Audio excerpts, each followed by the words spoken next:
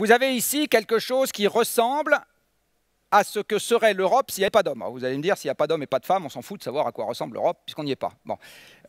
Donc, ça représente les écosystèmes qui seraient là, si on n'avait pas défriché pour faire de l'agriculture, occuper l'espace pour faire des routes, des ponts, des villes, etc.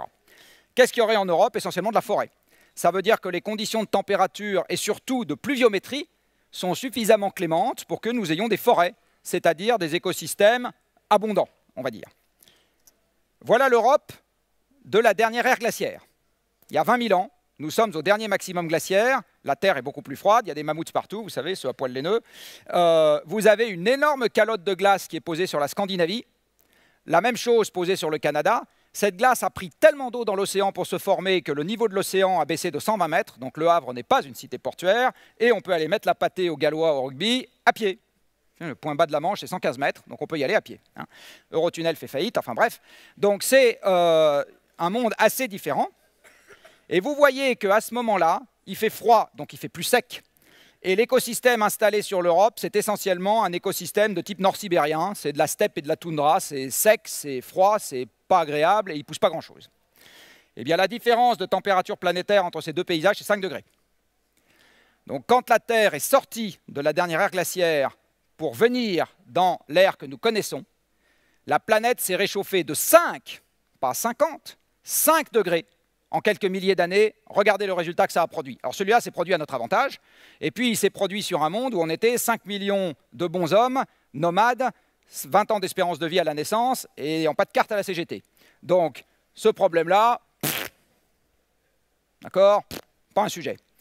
Le même genre de transition s'appliquant en un siècle ou deux à 7 milliards de bipèdes sédentaires. Sédentaires. Vous avez vos infrastructures, vos écoles, vos habitudes, vos champs, etc. Vous n'allez pas partir avec ça sur le dos pour aller vous installer chez le voisin qui en plus ne sera pas d'accord. Il est évident que ce genre de transition dans un monde de 7 milliards d'hommes sédentaires se terminera par tout sauf la joie et la bonne humeur. Ça sera un monde violent et chaotique. Violent et chaotique. Donc quand le GIEC, qui va publier son 5e rapport d'évaluation dans très exactement 3 jours, va vous dire on risque quelques degrés, en gros, moi je vous le traduis avec le langage de tous les jours, on risque la guerre. Voilà ce qu'on risque. Mais pas avec les gens du Bangladesh ou les... Non, non, avec nos voisins, entre nous-mêmes. Parce que la compétition pour les ressources deviendra trop forte pour que la démocratie y résiste. Enfin, je vais terminer avec un plat de spaghettis. Certains d'entre vous dans cette salle sont dans des entreprises. Alors je vais vous montrer que le problème que je viens d'évoquer peut s'inviter par des tas de portes et fenêtres et qu'on n'est pas en train de parler d'un problème qui se traite en silo, page 3 du journal, à côté des problèmes sérieux qu'on traite quand on a le temps, mais de quelque chose qui s'invite absolument partout dans la vie des entreprises. Il va y avoir, je vous l'ai dit, des tensions sur l'approvisionnement fossile. Alors comme l'énergie est une commodité vendue sur des marchés, quand vous avez une tension, le prix devient volatile et de temps en temps vous avez des chocs. Ce qu'on constate en ce moment absolument partout. À ce moment, l'énergie devient plus chère et vous avez de l'inflation induite partout, puisqu'il y a de l'énergie partout. Par des effets d'asservissement sur les marchés, vous avez également des tas de matières premières qui deviennent plus chères, les céréales, l'or, etc. Crac, re-impact sur les coûts. Mais comme vous n'avez pas assez d'énergie, c'est ça qui a provoqué la hausse de prix, par ailleurs, vous avez une récession. Et à ce moment, la récession vous impacte vos recettes. Alors ce que je suis en train de vous faire là, vous pouvez le faire sur l'État, sur une collectivité locale ou sur votre propre budget. Enfin, je veux dire, c'est toujours le même raisonnement. Le changement climatique à l'œuvre, de temps en temps, nous prive de ressources. Typiquement, les grandes canicules qu'on a maintenant à répétition font des pressions très fortes sur les ressources agricoles. Celle de 2010 a provoqué pour partie le bazar du printemps arabe début 2011. Les pays, la Tunisie et l'Égypte sont de très gros importateurs de céréales. Et à ce moment, vous avez également un impact sur les coûts, sur le chiffre d'affaires. Après, il y a des gens, par exemple les clients, qui peuvent dire « nous, on va vouloir se soucier de cette affaire ». Et à ce moment, si l'entreprise ou la collectivité locale ou l'État, peu importe, ne fait pas ce qu'il faut pour répondre à cette attente, il y a un impact sur l'équilibre économique parce que les gens se mettent à faire autre chose que ce qu'on attendrait d'eux. L'État peut réglementer, réguler, etc. À ce moment, il y a des impacts, c'est même son rôle, je vous rappelle à l'État de faire des règles du jeu. Les banquiers peuvent se mettre de la partie.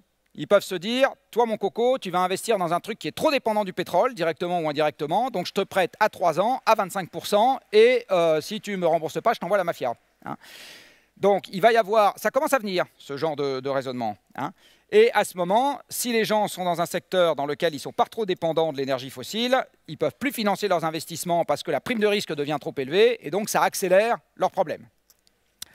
Enfin, il peut y avoir un sujet de gens qui ont besoin, qui sont qualifiés pour s'en occuper, et s'ils ne sont pas là parce que recrutés suffisamment à l'avance, ou au moment où le problème n'est pas encore crucial, le jour où le problème devient un peu plus crucial, ben, les gens pour gérer le problème ne sont pas là, et à ce moment, vous avez une pression supplémentaire. Et enfin, vous avez au milieu de tout ça, ça aurait mérité un débat à lui tout seul, les ONG, dont le métier est de secouer le cocotier, quoi qu'il en tombe du reste, hein, parce que leur métier est de secouer, pas trop de sélectionner les noix de coco, et qui ont pour vocation de mettre de l'agitation dans tout ce tableau.